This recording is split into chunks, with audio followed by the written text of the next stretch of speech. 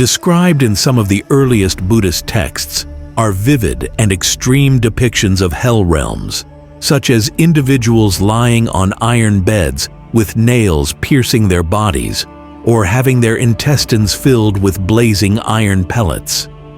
These vivid and intense images may seem disconnected from the serene imagery of meditating monks and mindful contemplation often associated with Buddhism in the Western imagination.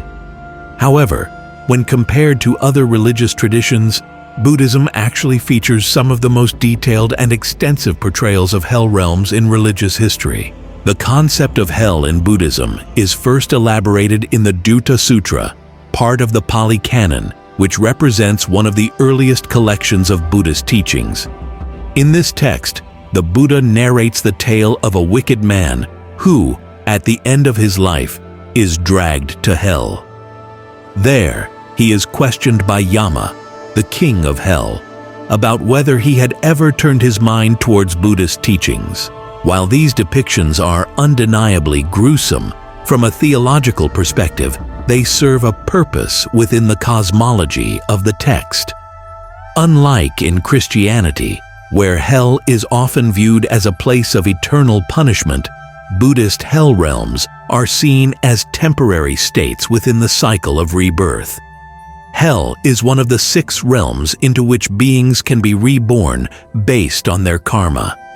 Although one might endure suffering in hell for hundreds of thousands of years, this suffering eventually leads to the purification of negative karma, allowing for rebirth into a more favorable realm.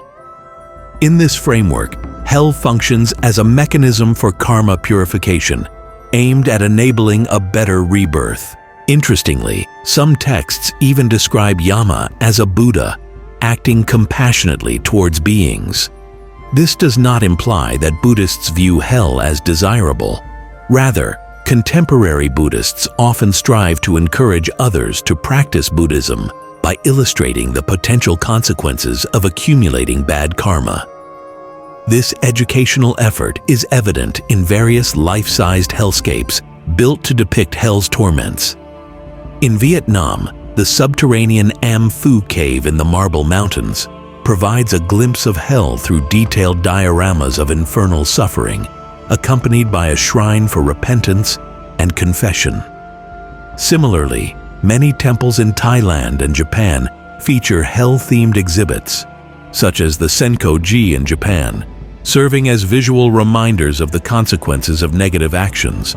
In Osaka, a temple features an interactive display that lights up as visitors walk along a designated path. As part of this immersive experience, visitors answer questions about their own actions in this life to assess their likelihood of being condemned to hell. The temple also includes a large stone with a hole cut into it, through which visitors can supposedly hear the cries of those suffering in hell.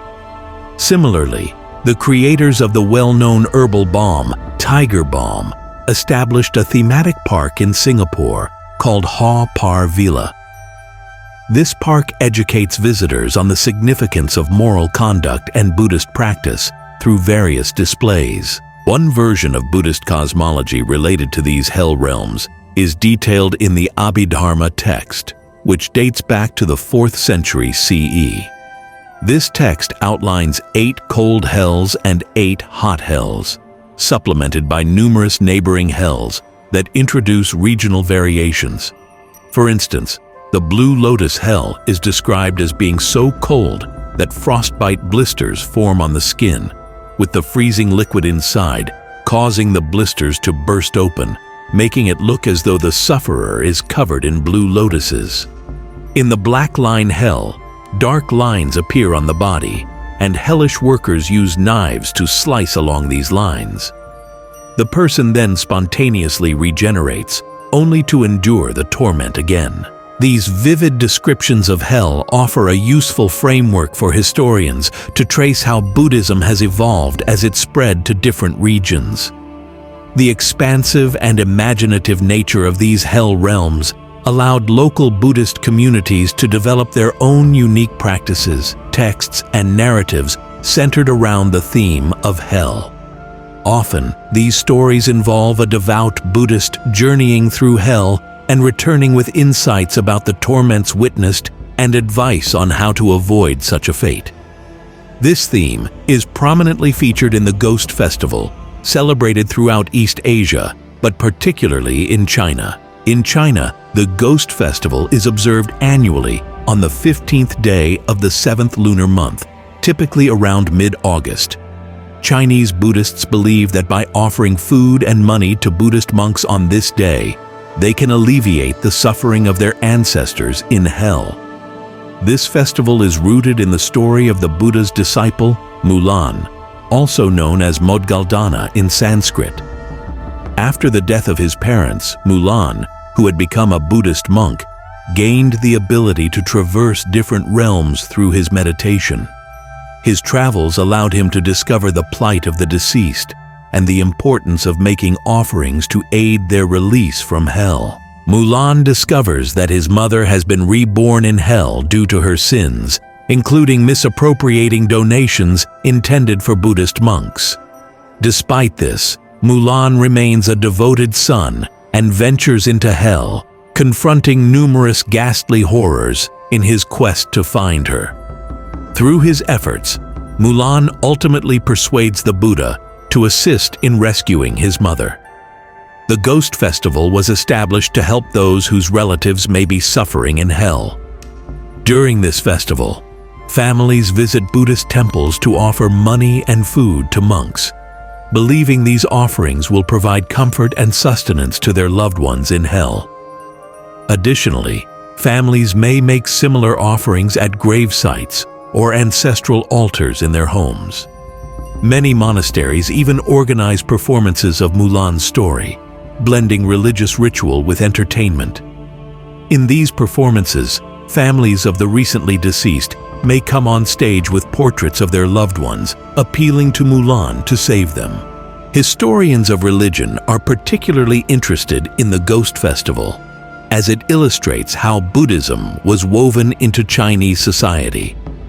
While the festival is celebrated across China, regional variations often reflect pre-Buddhist traditions, suggesting that the festival existed in some form before Buddhism's arrival in the 1st century CE.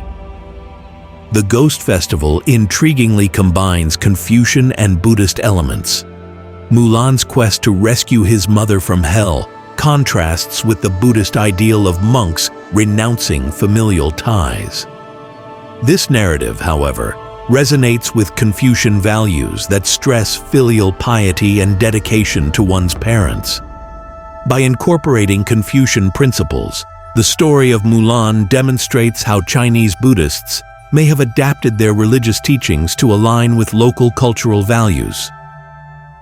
Mulan is not unique in his journey to hell. In Thailand, another notable figure is Prai, who, like Mulan, embarks on a journey to the underworld with similar intentions. Prai, unlike Mulan, does not journey to hell to rescue his mother, but instead uses his meditative abilities to observe the workings of karma and returns with crucial messages about the importance of proper Buddhist practice and making offerings on behalf of those suffering in hell. Illustrated palm leaf manuscripts depicting his travels are particularly popular, especially those from the 18th and 19th centuries. These texts were often chanted by monks during funerals and weddings. Prai's depictions are frequently found in Thai murals and sculptures. However, it's not only Buddhist monks who journey to hell. Buddhist women also undertake such trips, with one notable example being the story of Kshitigarbha Bodhisattva. Originally a high-class maiden in India, she discovers that her mother has fallen into hell due to neglecting Buddhist practice. Deeply moved by the suffering she witnesses, she vows to remain in hell to offer comfort and Buddhist instruction to those reborn there. She is subsequently reborn as the male Bodhisattva Kshitigarbha, who continues to provide solace to the beings suffering in hell. Scholars have noted similarities between this story and that of Mulan, suggesting that the narrative might have been composed in China rather than India as claimed. In Tibet, there is the story of Nangsa Obam, a 12th century woman who was beaten to death by a jealous husband and father-in-law fueled by malicious lies. After her death, she travels to the hell realms, where she meets Yama. Impressed by her dedication to Buddhist practice, Yama instructs her to return to the human realm and preach about the realities of Buddhist hell. Nangsa Obam is one of many Tibetan figures who have returned from hell, with various villages and towns having their own local stories about individuals who die and return. This tradition persists in some Tibetan communities today. In the US, Samuel Burrell has created a graphic novel depicting his own journey through hell after his heart stopped during surgery. These stories often prompt reflections on whether they should be taken literally or as metaphors for the suffering caused by our actions and mental anguish. Some Buddhists interpret these hell realms as mental projections and debate their metaphysical reality. Nevertheless, many contemporary Buddhists continue to understand these narratives as significant elements of their spiritual tradition. The existence of Buddhist hell realms might be surprising to those who hold a stereotypical view of Buddhism as solely focused on peaceful meditation. Scholars argue that such stereotypes stem from a concept known as Orientalism, a term first introduced by philosopher Edward Said. Orientalism refers to the tendency to portray the Orient as Europe's exotic other, depicted as a land of strange beings and exploitable resources, catering to Western imagination and economic interests. Historically, Orientalist perspectives have fostered various stereotypes, often depicting Eastern cultures as simplistic inversions of Western norms. A clear example is found in pop culture, such as in Indiana Jones and the Temple of Doom, where Indiana Jones represents rational and scientific Western values, while the High Priest of Kali embodies the ritualistic and chaotic other. This dichotomy highlights the common tendency to oversimplify and misrepresent Eastern cultures.